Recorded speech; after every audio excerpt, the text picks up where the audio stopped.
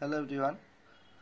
आज मैं एक न्यूली पब्लिश पेपर के बारे में बात करूंगा इन ब्रीफ, जो कि ore and energy resource geology Elsevier द्वारा पब्लिश किया गया है अभी रिसेंटली, जो रीएक्टिवेटेड फ्रैक्चर कंट्रोल यूरेनियम मिलेशन। ये काडापा बेसिन का बेसमेंट जो एरिया का नाम है कामागुट्टा पोटी, उस एरिया के बारे में है। ये जियोलॉजिकल है बट किसी की एक्सप्लोरेशन में बहुत इंटरेस्टिंग टॉपिक है। सो ब्रीफली आप टाइटल देखने से रिएक्टिवेटेड फ्रैक्चर कंट्रोल यूरेनियम मिलेशन सो इसके बारे में डिटेल में काफ़ी स्टडी हुआ है। एब्स्ट्रैक्ट मैं क्रॉस कर रहा हूँ, इतना डिटेल में पढ़ने का जरूरत नहीं, मैं इन ब्रीफ समझा दूंगा क्या है इसके अंदर। ये जियोलॉजी है, फिगर के माध्यम से मैं डायरेक्टली रिप्रेजेंट करने का कोशिश कर रहा हूँ। ये जो मैप है इंडिया मैप में, इस जगह पे काडापा बेसिन है। ये काडापा बेसिन फर्दर, यही काडापा बेसिन के अंदर इसी का सैटेलाइट मैप है, इस पोर्शन का साउदर्न पार्ट का, साउदर्न पार्ट का सैटेलाइट मैप, जिसमें एक फ्रैक्चरिंग हुआ है नॉर्थ ईस्ट डायरेक्शन में, जो कि ये जो बेसिन मार्जिन है, बेसिन मार्जिन देखिए अंदर चला गया, this is due to fracturing. ये बेसिन मार्जिन, ये बेसिन मार्जिन, ये ऐसा होना था, लेकिन ये फ्रैक्चरिंग खा गया, बेसमेंट रॉक एक्सपोज्ड हो गया। And along this north east south west trend, जो ट्रेंड दिख रहा है, ये कामागुट्टा बोली कामपल्ली फ्रैक्चर जोन है। यही फ्रैक्चर जोन में यूरेनियम मिलता है, सरफेस में एज वेल एज सब सरफेस में ड्रिलिंग करने के बाद तो काफ़ी मिला है, तो उसी के बारे में ये पेपर है। ये शेडेड रिलीफ मैप है, इसमें भी पता चल रहा है कैसे रिलीफ हाई फ्रैक्चर जोन इस थोड़ा एलिवेटेड एरिया है। सो रॉक टाइप दिखने से कुछ इस प्रकार दिखता है।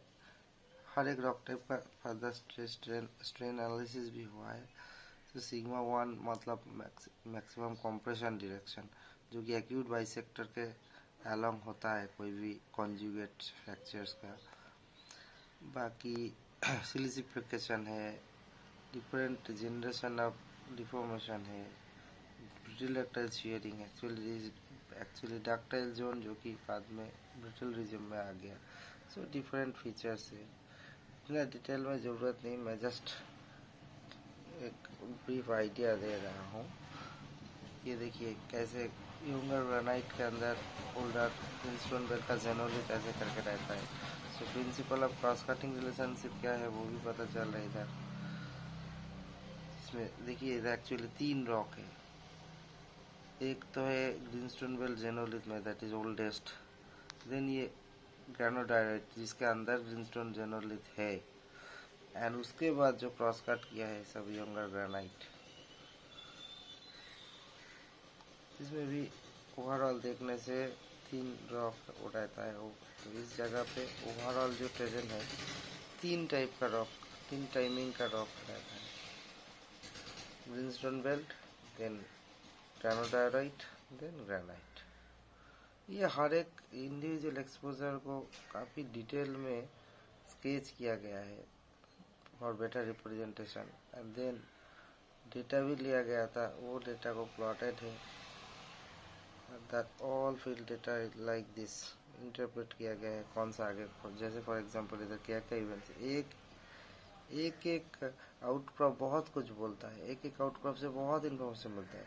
सो मल्टीपल आउटक्रॉप से सभी का जब इवेंट सीक्वेंस को स्टिचिंग किया जाता है तब बड़ा इन्फॉर्मेशन आता है। स्मॉल स्केल में डिफॉर्मेशन, बहुत सारा डिफॉर्मेशन को, स्मॉल स्केल आउटक्रॉप में डिफॉर्मेशन, बहुत सारा आउटक्रॉप में डिफॉर्मेशन को स्टिच करने से ओवरऑल एक टेक्टोनिक्स का आइडिया आता है। सो टेक्टोनिक्स आउटक्रॉप स्पेसिफिक नहीं है, वो रीजनल बात करते हैं, रीजनल बारे में इंफॉर्मेशन देता है। बहुत सारा टेक्टोनिक्स, दैट मीन्स और भी बहुत बड़ा एरिया इंक्लूड हो जाने से it is called orogen. So in space small outcrop means deformation, बहुत बड़ा आउटक्रॉप, बहुत सारा एरिया मिल के टेक्टोनिक्स, बहुत बड़ा बहुत सारा टेक्टोनिक्स मिला के ऑरोजेन। इसे ही होता है, सब ऑल टुगेदर स्टिचिंग करके ओरिजिन इंटरप्रेट होता है। एंड हर एक इवेंट्स को हम लोग मार्क आउट करके ओवरऑल दिखा गया। इस जगह पे 9 फ्रैक्चरिंग है। कोड स्टडी के लिए भी बहुत इंपॉर्टेंट क्राइटेरिया फिक्स किया गया है। यूजुअली लोग कोड एक्सिस वर्सेस कोई भी फीचर्स को कैलकुलेट कर लेता है विदाउट नोइंग कि what is the use, implication क्या है। एक्चुअली कोड एक्सिस के साथ जो भी फीचर्स का एंगल देखते हैं that is called alpha angle. And और एक एंगल होता है beta angle. Beta angle along code होता है, जैसे कि for example deep amount and deep direction होता है, वैसा ही कोड एक्सिस के साथ कोई भी फीचर्स का जो एंगल होता है that is called alpha.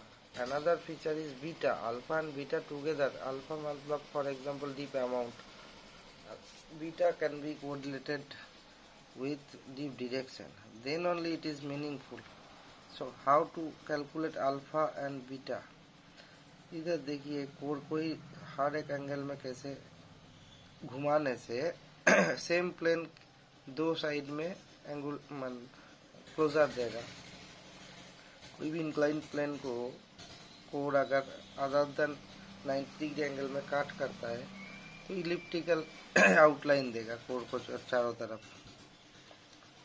For example इस साइड में इधर एक नॉच है, इधर अपोजिट साइड में नॉच है, घुमाने से आप समझ गए।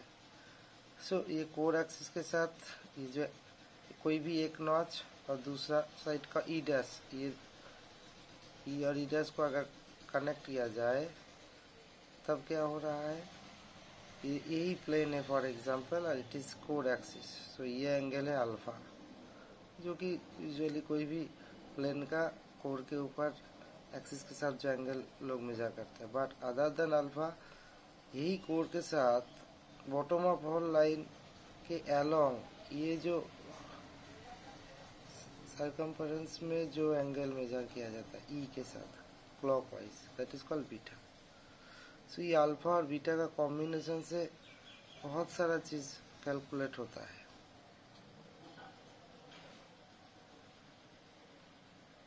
फर्दर ये ऐसे करके कैलकुलेट होता है, इससे अल्फा कैलकुलेट हो जाता है एंड इससे बीटा कैलकुलेट हो जाता है। ये कोड के साथ रखना पड़ता है कोड के along.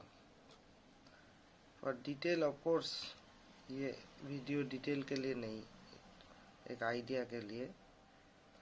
Like that code axis का कोई मतलब नहीं, कोड एक्सिस के साथ एंगल अगर ओनली अल्फा हम लोग मेजर करें तो वो कुछ भी, that could be anywhere, any direction.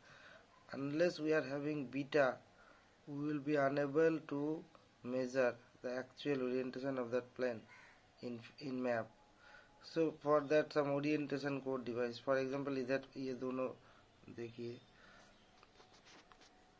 इस जगह पे it is not oriented, here oriented, ये मार्क है। So ये था फॉर एग्जाम्पल एक कोड एक्सिस के साथ एंगल 30 डिग्री है, कौन सा डायरेक्शन में है ये पहले से पता होने से ये जो इधर से फॉर एग्जाम्पल ये लाल जो डॉट है, ये लाइन अलोंग दिस, ये जो पहले आएगा like that. So bottom of hole line मतलब जो बोरहोल जब फास्ट टच करता है, एंगुलर बोरहोल जिस पॉइंट टच करेगा कोड का वो फास्ट कटिंग सरफेस है। सो वो पॉइंट को बोरहोल का ड्रिल रॉड जहाँ एंगुलर बोरहोल में ड्रिलिंग में काट कम टच करता है, वो टचिंग पॉइंट को अलोंग कोड एक्सिस पैरेलल खींचने से जो लाइन क्रिएट होगा वो bottom of hole line. Like the fault zone can be also marked. ये डिफरेंट लाइक स्टडी करने के बाद सब कुछ प्लॉट किया गया है। देखिए कितना डिटेल है इसमें।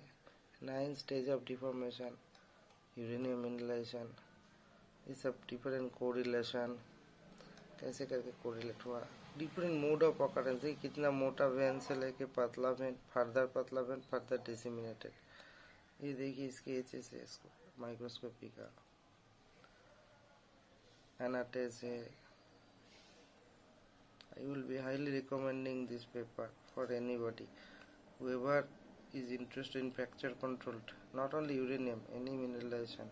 This paper will be definitely helpful. Different phases of fracturing, देखिए कोलोइडल, कितना टाइप का यूरेनियम पिच ब्लेंड रहता है, reductive phases with in quartz में रिएक्टिवेशन का एविडेंस मिलेगा। अल्फा ट्रैक्स, डिफरेंट टाइप का geochemical environment, primary secondary dispersion, सब कुछ डिटेल में एनालाइज किया गया है। डिफरेंट टाइप का अल्ट्रेशन इंडिसेस इंडेक्स, कोर कैसे करके अलग अलग रिजिम में जा रहा है। ये देखिए कैसे स्टेज 2 फ्रैक्चरिंग होता है, कैसे reactivation is controlling, that is called tectonic pumping. फिर देखिए कितना डिटेल में टोटल ऑल कितना मिनरल है इस जगह पे, टोटल को लगाया गया है। फिर एक पैराजेनेटिक सीक्वेंस क्रिएट किया गया, मैग्मेटिक, हाइड्रोथर्मल का भी early to low, supergene condition, oxidation weathering, कौन सा एलिमेंट मिनरल कौन सा पोजीशन में आएगा इन पैराजेनेटिक सीक्वेंस, पूरा डिटेल स्टडी किया है। उसका बेसिस भी डिस्कस किया गया है, किस बेसिस में किया गया है। तो इतना राइटिंग पर तो पढ़ना पॉसिबल नहीं, बट जस्ट आइडिया। इसके बाद मॉडल कैसे करके आर जैसे स्पाइक्स टेक्टोनिक्स कैसे इन्फ्लुएंस किया मिनरलाइजेशन को। सो ये पेपर बहुत काम के लिए है, आई थिंक किसी को भी लिए हाईली रिकमेंडेड है। और after going through please let me know how it was. I think it is an unique and you know where you can get this kind of paper. Thanks.